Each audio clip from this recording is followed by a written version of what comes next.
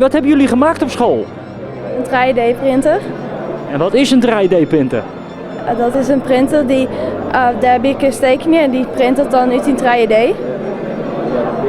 Spannend? Was het moeilijk om hem te maken? Nou, het weer op zich wel spannend en ook wel wat moeilijk, want het weer helemaal in het Engels, dus moest ik helemaal vertalen en zo. Maar uiteindelijk wat het is wel heel mooi. 3D-printen. Hebben we het dan over de nieuwe industriële revolutie? Het is zeker de toekomst. Ja, het is de toekomst van het beroep in de zorg, in de bouw.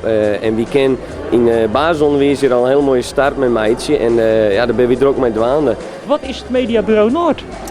Ja, Mediabureau Noord is eigenlijk net echt een kantoor of zoiets, maar het is een organisatie, een aantal mensen. Met mij een bureau in stand houden willen. We zijn een aantal zaken regelen we vooral in het onderwijs, maar ook voor het bedrijfsleven. Ja, we moeten nou de 3D-printer toepassen in het onderwijs. Het zal eerst even ziekje worden van hey, waar kan ik de 3D-printer verbruiken. We zijn al met groep 8 en groep 2 in de vorm van tutorleren, met cijfers bezig, met letters bezig. Nou, dan kun je bijna alle dingen maken. Dan kun je alle maken, ze zouden hoe het bouwt naar mij en ja, het is gewoon onvoorstelbaar wat ze maken. We zijn nu ook bezig met het ontwerpen en het tekenen van 3D-ontwerpen. Zelf iets bedenken of iets van internet aanhalen en nog bewerken. En dat in alle groepen toepassen. Dat is eerst uw streven.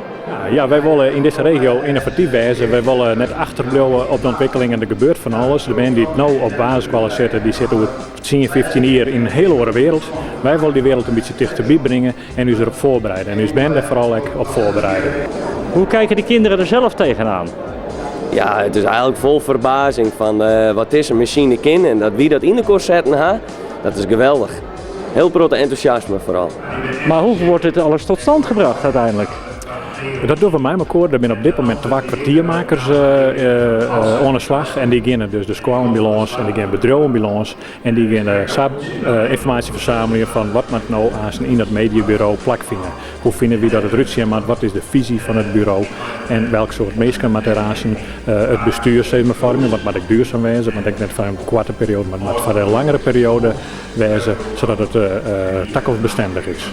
Ik denk al 20 jaar dat de meesten een 3D-printer thuis hebben en dat ze het zelf gebruiken kunnen. Ik krijg dat ze nou gewoon een 2D-printer hebben. Schouders eronder dus. Ja, toch samen werk je de ontwikkelingen voorblijven. Dat is ons motto en dat willen we met het mediabureau doen. Het is binnen 6 gemeenten, binnen ANO. En op die manier denken we dat het met elkaar slagjes zal. Elke is op zijn eigen plekje al heel goed bezig. Hè. Dus Jos met Mavo de Saat en de Squalla de Wel, die zijn al heel goed bezig. Maar we willen eigenlijk die informatie binnen brengen en samen delen en verder ontwikkelen en ze alles behoren in deze regio.